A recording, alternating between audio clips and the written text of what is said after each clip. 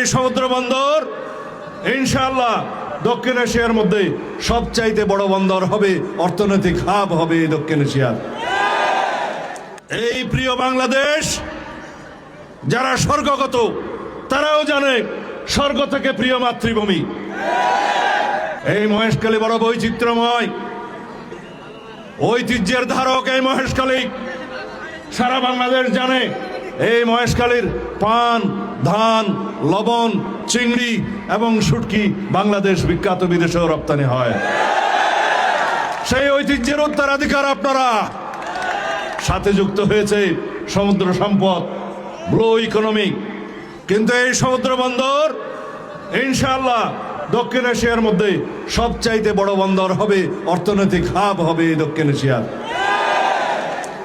আমরা যেই মহেশখালীকে নিয়ে স্বপ্ন দেখতাম, যেই কুতুবদিয়াকে নিয়ে স্বপ্ন দেখতাম, যে কক্সবাজারের পানি, সমুদ্র, পর্যটনকে দিয়ে স্বপ্ন দেখতাম, সেই স্বপ্ন পরিপূরণ হবে ইনশাআল্লাহ শতভাগ।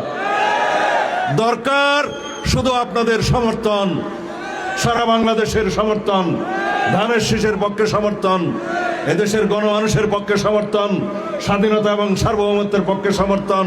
আমরা এই দেশের সকল জনগণ একমত। আন্তর্জাতিক বিমানবন্দর লই পৃথিবীর একখান গুরুত্বপূর্ণ দক্ষিণ এশিয়ার সমুদ্র বন্দর লই যোগাযোগ ব্রিজ বানো করিব না। তোমার দাবি কেউ তার দাবি।